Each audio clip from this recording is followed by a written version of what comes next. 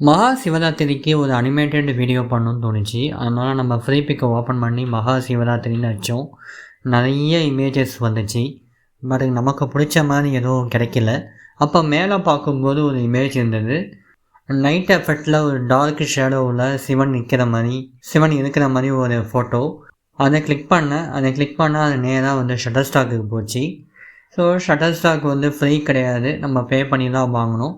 அதனால் இதை எடுத்து நம்ம சேவ் பண்ணிவிட்டு இதை ட்ரேஸ் பண்ணிடலான்னு சொல்லிட்டு நான் இல்லஸ்ட்ரேட்டருக்கு போனேன். நம்ம டவுன்லோட் பண்ண இமேஜை டேரெக்டாக வந்து இல்லஸ்ட்ரேட்டரில் வந்து இம்போர்ட் பண்ணியாச்சு. இப்போ நமக்கு தேவையான விஷயத்தை மட்டும் வரைஞ்சிக்கலான்னு சொல்லிட்டு அந்த மலை, அதுக்கப்புறம் சிவன் இருக்கிற இடத்த மட்டும் நம்ம ட்ரேஸ் பண்ணி எடுத்துக்கிட்டோம். இல்லை என்னென்னா ஒரு சில இடங்கள் மட்டும் அனிமேட் ஆகணுங்கிறதுக்காக அதை மட்டும் தனித்தனியாக வரைஞ்சி தனித்தனி லேயரில் சேவ் பண்ணிட்டேன். இப்போ இதை கொண்டு வந்து ஆஃப்டர் எஃபெக்ட்ஸில் வச்சு நம்ம அனிமேட் பண்ணிடலாம். இப்போ நம்ம ஆஃப்டர் எஃபெக்ட்ஸ் ஓப்பன் பண்ணி ஃபஸ்ட்டு ஒரு சாலிடு லேயர் வந்து க்ரியேட் பண்ணியாச்சு. அதுக்கு வந்து கிரேடியன்ட் ரேம்ப் யூஸ் பண்ணி ப்ளூ வித் பிளாக் கொடுக்கும்போது ஒரு நைட் எஃபெக்ட் வந்து க்ரியேட் ஆகிடும். அதுக்கப்புறமா ஒரு ரவுண்ட் ஷேப்பில் இது க்ரியேட் பண்ணியாச்சு. அது க்ரியேட் பண்ணதுக்கப்புறமா அது க்ளோ ஆகிறதுக்காக க்ளோ எஃபெக்ட் ஆட் பண்ணி ஒரு நிலா வெளிச்சம் கொடுக்குற மாதிரி ஒரு எஃபெக்டை உருவாக்கிட்டோம்.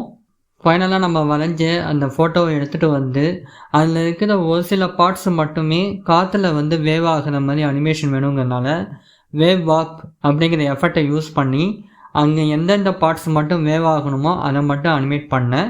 ஃபைனலாக அவுட்புட் பார்க்கும்போது அந்த மலைக்கு மேலே இருக்கிற சிவன் வந்து நிற்கிற மாதிரியான ஒரு அழகான ஒரு வீடியோ ரெடி ஆகிடுச்சு. இப்போ இதை வந்து சவுண்ட் எஃபெக்ட் டெஸ்ட்டோடு பார்க்கும்போது வேறு லெவலில் இருக்கும்.